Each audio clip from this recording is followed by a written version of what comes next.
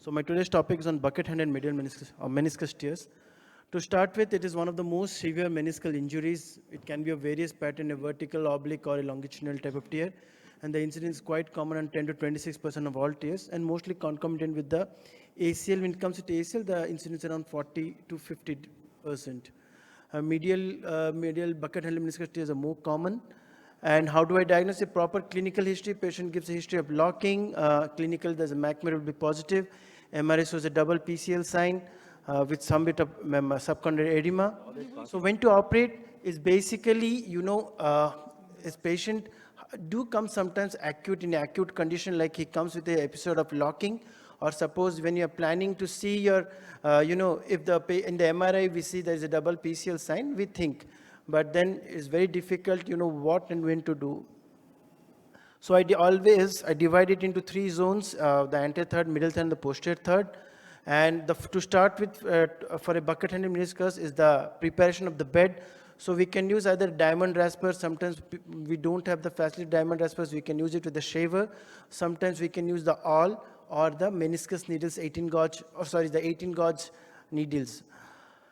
The fall of the meniscus is very important. Spend your time once you try to reduce the meniscus. Sometimes they get twisted and they fall. So you just try to go back, scope it, do a proper pie crusting and try to open the joint and see they fall in their proper anatomical position. Once they properly fall, then comes the fixation. We had already had a big debate, but this is how I do. My anterior third to middle third, I do it with an outside-in technique. The middle third to posterior third junction goes with an inside-out, and the posterior third of the root goes with all inside. The incision, whether to take an vertical incision or a horizontal incision, I'll ask it at last because I've got one of the best meniscus surgeon over here. Implant, very significant. You need to have the probes, the diamond raspers, the cannulas, and the suture cutters. Intra-op difficulties, what we basically face is one is the decrease in the joint space, so you have to do the bike crusting. Re-tear of the suture while you pass the needle, so your direction of the needle has to be very particular. Sometimes, when we reuse the same thread, we get knots, so you need to remove. I will show you the technique. And loosening of the stitch, that is what you should always do it under observation, and how I will show you. So in this first case, this is a footballer which had a bucket-handed medial meniscus tear. And you can see it was from the anterior third to the posterior third. So this is a small tip. When you have an anterior third tear, and this is how I have not reduced the meniscus, I just left it where it was, and I started taking the bite. The first anterior third, that gives me a big, that is quite easy. It made my life easier because now I got the bite. So I took my first bite. Then again, I took my second bite, and once I take that bite, it becomes quite easy. I'll just show you. You take that bite, and now, once we are confident with that, then we can just probe it, and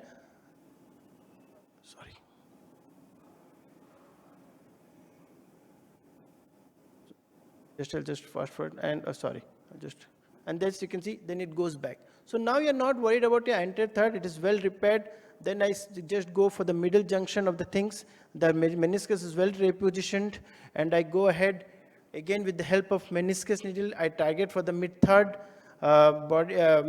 body and to the meniscus, and go with the inside out type. Take 2 bites and till go meniscus, and then the posterior third can be taken care with the help of the all inside suture technique. Follow the bite. This is another case scenario in which there is a very complex type of bucket handle middle meniscus tear, again with an ACL. But here, as you can see, the meniscus, the fragment of the meniscus once shaving was very thin and friable. It wasn't as big as that. So yes, what to do? Should we repair it? Yes, should always repair it. The meniscus is well positioned here, so you should go again with the center, just repair first with the mid third. As this is one technique in which sometimes the meniscus try to move, so try to keep your this cannula slightly farther, and first press your spine, this meniscus needle. Once they take a bite, take the cannula close to it, and then push your needle till it comes out.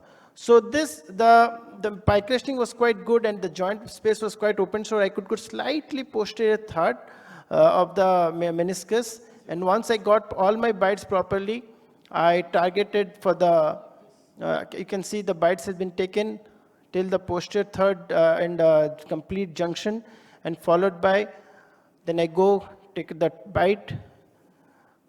And further, once the thing is done, yes, I do first take all my stitches, tie them. Once it is done, I secure the knots, and then at last I go for the all inside repair, the suture anchors. This is another case in which this was an irreversible bucket handle meniscus. As much as amount I was trying, it wasn't going. So what I did with lot of force, keeping the knee again on 30-degree flexion, I tried to push it, but it was again coming back. So at first, I took this stay suture to pull and hold the meniscus. You know, that is the best thing what you can do. Once you are inside the meniscus, pull it, take those stitches out, make it confident, and you know now, okay, the meniscus, you're holding the meniscus. Then it becomes easier for you to go ahead and repair your meniscus with all the bites you can take from the anterior and the posterior third. This is one thing which is very much helpful, and once you do this, you can take both the vertical type of stitches and the horizontal stitches. And what I do sometimes, I take two horizontal and in between them I go for a vertical thing, or something like a T pattern which I have shown earlier. So this is another case, is a badminton player with the bucket handle medial meniscus tear, in which it was quite a big fragment, yes, with lot of thing. It was, here what problem I faced was positioning in its normal position. So once we have managed to put it, again I used the diamond rasper, again as it was, you know, slightly difficult. First the mid-third stitch, which you take the middle of the meniscus with the horizontal stitch, and then once you do that, go ahead along with your thing. Over here, how to start? Once you take the mid-third, always try to go first finish your posterior third inside out. Then you come slightly anterior. That's the best thing, because then you know that, okay, you don't have to go more in posteriorly with your meniscus needle.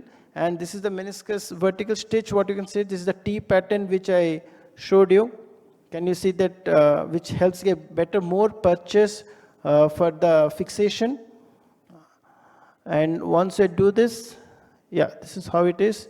And then I tie the knot.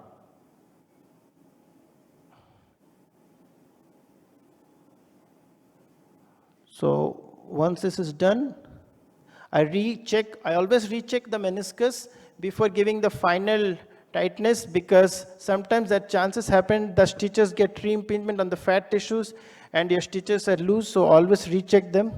And once this is done, so this is a complete repair. You can see the other stitches over there, and that's it. So there are many other FAQs, like which one to operate, which one not to operate. You know, it depends all upon experience. What about the bleeding surface? I think a rasper and the shaver or the needle, they all help the same. How much of stitches should we take? Yes, a minimum of, for inside out, I think a minimum of 4 to 5 stitches are quite enough, and that's what we think. So how do we reduce the meniscus fragment? Always keep the knee in 10 to 30 degree of flexion. How to approach the middle meniscus bucket handle tear? View from the anterolateral portal, and view for the anterior 1/3, view for the middle 1/3, view from the AM portal, for the posterior third, view from the AL portal. And how to approach a lateral meniscus bucket handle meniscus tear? View from the AL portal always, rarely we use the AM portal. So take home message, a proper clinical examination, an MRI shows the double PCL sign, keep your hand instruments, needles and kit ready, minimum 4 stitches excluding the posterior all inside anchor, combination of vertical and horizontal stitches where necessary, incision as per your choice, look for soft tissue impactions. That is what of the tying the knot should be always under vision, and probe the repaired meniscus once and check for the knee range of movement before you come out of the knee. Thank you very much.